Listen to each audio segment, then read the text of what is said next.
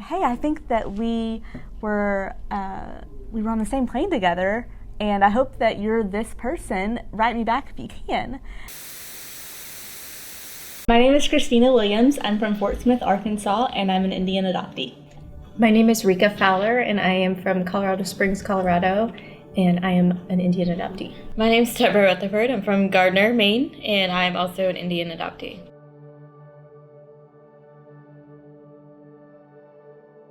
Do you feel like the stories of adoption in the media, movies like Lion, represent an accurate picture of what it's like to be an Indian adoptee?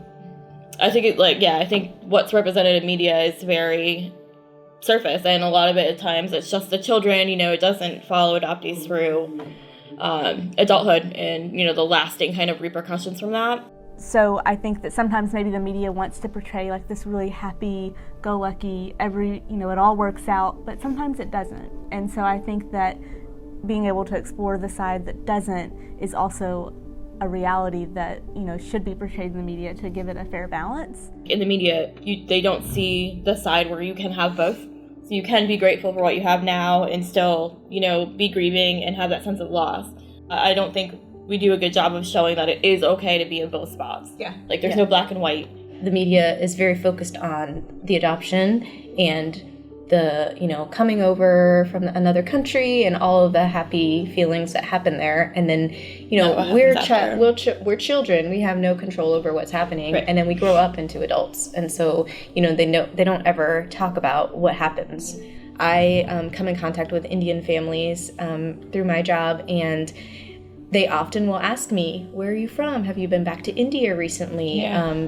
Do your parents live here? Did they move here from India? And all these questions. And it's very embarrassing, really, when I have to explain to them, and I just say, oh, no, I'm adopted. I was adopted. You feel singled out, kind of. Yeah, and it almost feels a little judgmental because, they have all this history and this heritage and family and, it's... Right.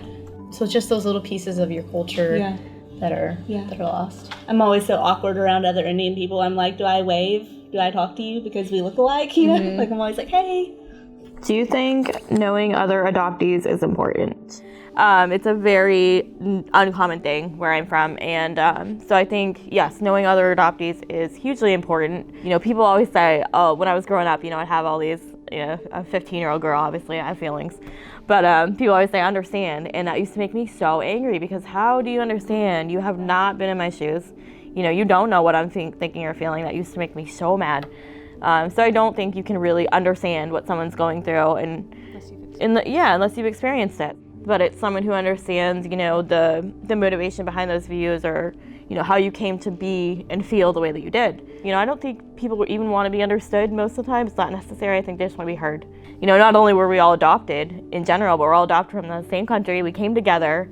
So, even if we differ in our views, it's still, it's very important. There's a general just understanding of I don't have to explain this to you. Exactly, yes. That's what I'm trying to say. That's what I'm feeling. Yeah. I wish I had grown up with other adoptees. I don't recall knowing many adoptees growing up, and I wish that I would have had that opportunity to know adoptees. I think that's such an important piece to just have those conversations starting at a young age, to be able to talk about the impacts of adoption and on your life. As children, you hold it in because maybe you don't want to disappoint someone, or you're afraid that if you speak your truth that someone will reject it. And so the more I feel like, and this is my view, but the more we can have those conversations and let adoptees talk to other adoptees and open the conversation wide up about adoption and the impacts, the rainbows and sunshine,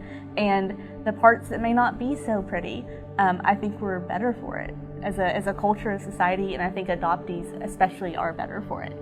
I don't think really knew any other adoptees until I met Deborah, honestly. I don't have to explain this feeling and this longing or this understanding to you, because you've lived through it. So, okay, what's one piece of advice you have for adoptees? I think definitely having a network and having a community of other adoptees that you can talk to, I think would be huge. I've thought about it my whole life. I've known it's a thing, and but you get past it. You're like, again, I can't really control this. I can't really change it. And it hasn't been until this last year that I've thought more about it and thought more about the possibilities of potentially finding my birth mother, or even just figuring out exactly where I was born and those types of things. So I think just having the community for sure to connect with. Doing what feels right for you, and realizing that everybody's journey is going to be different, and that's fine. You don't have to be one thing or the other.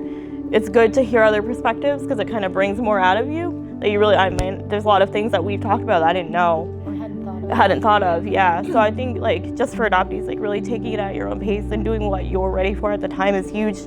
The story that I got basically was that my mother was raped and she gave me up, and I cannot explain why I feel this way, but I've always felt that she did what she did out of love. And I've always felt that she really believed that she was doing what was best for me. And I think her giving me up really came from a place of love. I have no, way to explain that or justify it or any evidence to prove that, but I've just always in my heart, I've known that. And there's always been a big piece of me that will always miss her. I don't know her, I don't know who she is. And so, excuse me. Being a mother too, I can't imagine being with my children a week and then, just sleeping them and hoping for the best for them. I can't imagine that. So, and I have so much now that I wouldn't have had without her, being able to do that for me. So I think, back in my 20s and before that, these are not things you think about. So I haven't been ready to really face it till now. I feel like she did what she had to do because she loved me, and for me that's been enough. It's a natural need and desire to want to find her, or just to know that she's okay, and know that she, what her decision that she made, it worked out for her, that kind of thing. And I think for me, it definitely had always been a thought in the back of my mind, but it came more forefront when I did have my own child, and definitely. Again, like you said, I cannot, holding my baby in the hospital for the first time, cannot imagine. And then watching her grow up in the different developmental stages and things that nobody knows that, right. When did I first walk, or when did I, whatever, all those little milestones that I have written down in a book for her that nobody did for me. We won't have those things. Or, recently I learned that I was with my mother for about 10 days, same as Deborah, and it just felt really special. I was like, there were 10 days that she got to hold me. And my one piece of advice to adoptees would be to be true to yourself. It's okay to think about adoption, to talk about adoption, and to express your feelings about adoption. While there potentially is a cost to that, the reward outweighs the benefits because it's inside of you and it's waiting to come out. And if you don't let it out, to me, it would be more detrimental to you and your true self. So whatever that true self is of you, let it out, unleash it, and know that you're gonna have people there, like other adoptees, to support you in that. But when you start talking about your kids, you're like, it's over. It is over.